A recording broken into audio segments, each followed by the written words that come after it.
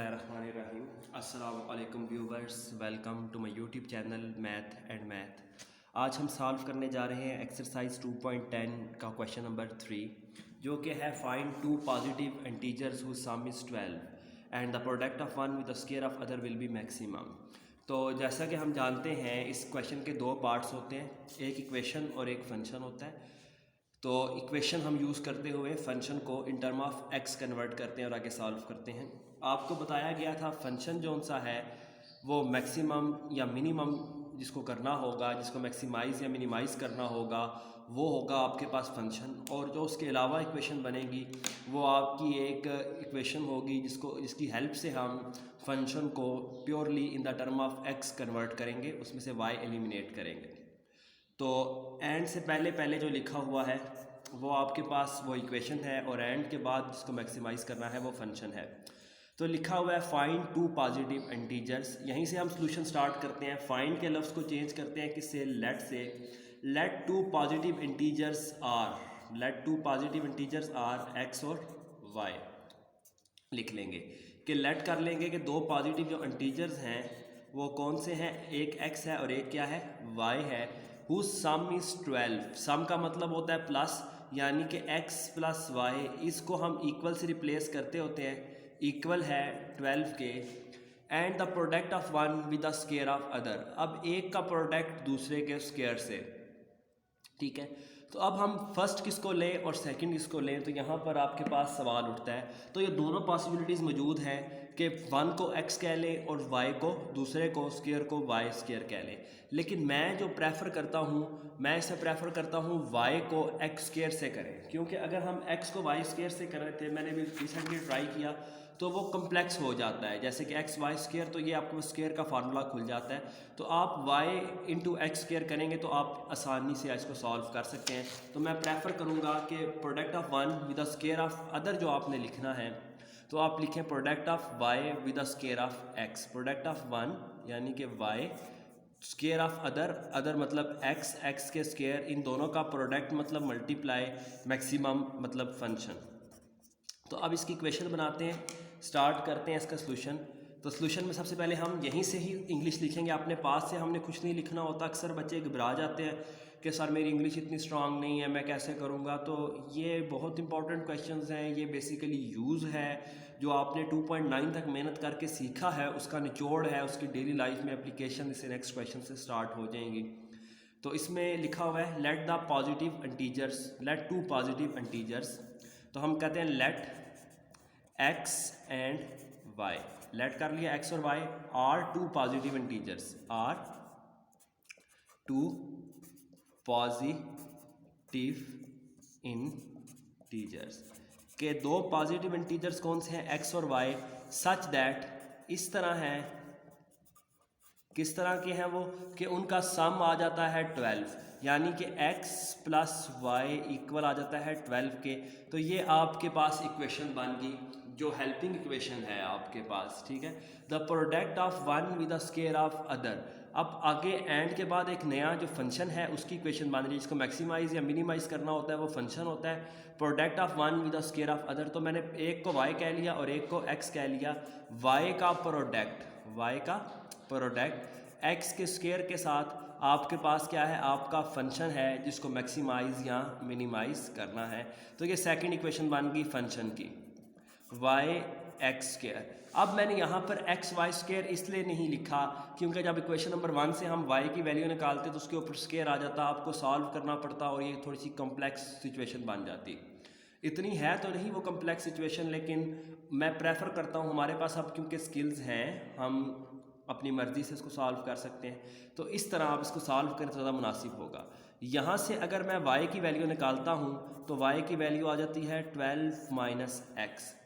तो फंक्शन में पुट कर देते हैं, ये बन जाएगी 12 माइनस एक्स इंटू एक्स का स्क्वायर। एक्स स्क्वायर दोनों से क्या हो रहा है, मल्टीप्लाई हो रहा है। तो फंक्शन बन जाएगा 12x square minus x cube. अब वो फंक्शन बन चुका है जिसकी हमने मैक्सिमम वैल्यू फाइंड करनी है, यानी कि मैक्सिमा फाइंड करना है। और मैक्सिमा पे जो x की वैल्यू आएगी वो यूज़ करते हैं y की वैल्यू फाइंड करनी है। तो मैक्सिमा के लिए हम सबसे पहले लेते थे first derivative. First derivative of x, तो यहाँ पर भी आ जाएगा D by D x of 12x² minus x cube. X square का जो डेरिवेटिव होता है वो 2x होता है, तो इसलिए फर्स्ट डेरिवेटिव का आंसर आ जाएगा 12 इंटू 2x और x क्यूब का 3x²। तो फर्स्ट डेरिवेटिव आपके पास इक्वल आ गया 24x माइनस 3x²। अब हम चलते हैं फर्दर मूव करते हैं यहाँ से। तो फर्स्ट डेरिवेटिव को हम इक्वल टू 0 पुट करते थे और देखते थे अपने क्रिटिकल पॉइंट्स जिस पर मैक्सिमा या मिनिमा एग्जिस्ट करता है। तो पुट करेंगे फर्स्ट डेरिवेटिव को इक्वल टू 0 ताकि वो वाले क्रिटिकल पॉइंट्स आ सकें जिन पर मैक्सिमा या मिनिमा एग्जिस्ट करता है। तो 0 is equal to 24x minus 3x²। 24 में से 3 कॉमन आ सकता है, तो 3x यहाँ से कॉमन लेंगे, पीछे आ जाएगा 8 माइनस एक्स और इधर आ जाएगा 0। ठीक है, एक बार 3x को इक्वल टू 0 पुट कर देंगे और एक बार 8 माइनस एक्स को इक्वल टू 0। एक आ जाएगी value x is equal to 8, 0 को 3 से डिवाइड किया जाए तो ये 0 ही आता है। तो 2 क्रिटिकल पॉइंट्स आ चुके हैं, एक 0 आ गया है क्रिटिकल पॉइंट और एक आ गया है आपके पास 8। अब ये क्रिटिकल पॉइंट्स हम सेकंड डेरिवेटिव में पुट करते हैं और देखते हैं मैक्सिमा किस में है और मिनिमा किस में है।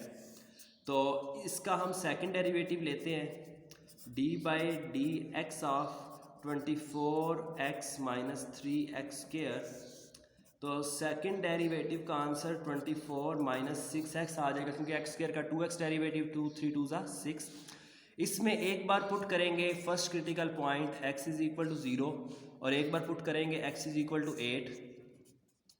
तो 0 पुट करने से आंसर आता है 24 क्योंकि पॉजिटिव है इसलिए यहाँ पर क्या आ रहा है, मैक्सिमम आ रहा है आंसर।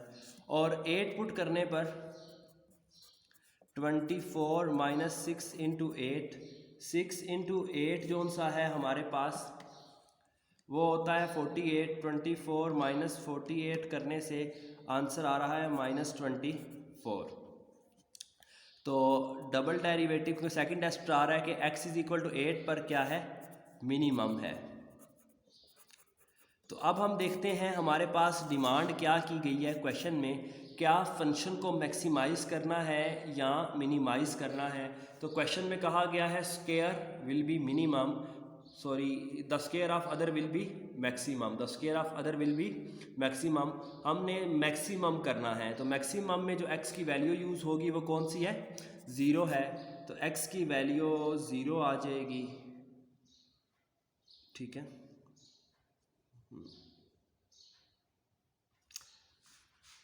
तो x की वैल्यू 0 आ चुकी है। इसको फंक्शन में पुट करते हैं। फंक्शन था आपके पास, फंक्शन है आपके पास जो हमने बनाया था फंक्शन, सॉरी ये y(x²)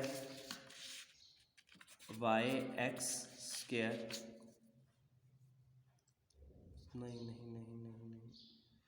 सॉरी ये हमने यहाँ से मिस्टेक कर दी। माइनस आए तो मैक्सिमम आता है और पॉजिटिव आए आंसर तो सेकंड डेरिवेटिव में मिनिमम आता है, तो ये मिस्टेक हो गई है। तो x इज इक्वल टू 8 पर मैक्सिमम आ रहा है, तो उसको पुट करते हैं और चेक करते हैं y की वैल्यू क्या है। तो x प्लस वाई इक्वल था 12 के, तो y is equal to 12 minus X, Y is equal to 12 minus 4। तो y की जो वैल्यू आ जाएगी 12 में से 4 निकलने के बाद y की वैल्यू आ जाएगी 4। तो आपका आंसर आ चुका है, x इज़ इक्वल टू 8 है और y इज़ इक्वल टू 4 है। जो दो पार्ट्स थे वो 8 और 4 थे। तो 2.10 में आप देख सकते हैं कि यही आंसर है।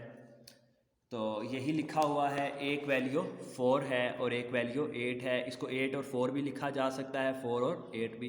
तो आपका एग्जैक्टली ठीक आंसर आ चुका है। चलते हैं नेक्स्ट क्वेश्चन की तरफ। यहाँ पर आकर थोड़ा सी मतलब हमसे गलती होगी, तो आपने याद रखना है पॉजिटिव पर मिनिमम और नेगेटिव पर मैक्सिमम आता है। फ्लो के अंदर जब बंदा होता है तो अक्सर छोटी छोटी मिस्टेक्स हो जाती हैं। तो क्योंकि मुझे जल्दी भी है नेक्स्ट क्वेश्चन पे जाने की, क्योंकि ये क्वेश्चन भी जो फंक्शन वाइज देखा जाए तो इसमें इतना ज़्यादा मतलब जो फंक्शन है उसकी एप्लीकेशन नहीं है, वो तो लिखा हुआ है प्रोडक्ट एक का दूसरे के साथ, लेकिन जो नेक्स्ट है उसमें फंक्शन रियलिटी में जो बनेगा वो रियल लाइफ में एप्लीकेबल होगा, तो उसकी एप्लीकेशन के साथ डिस्कस करते हैं। Stay tune and go to next video.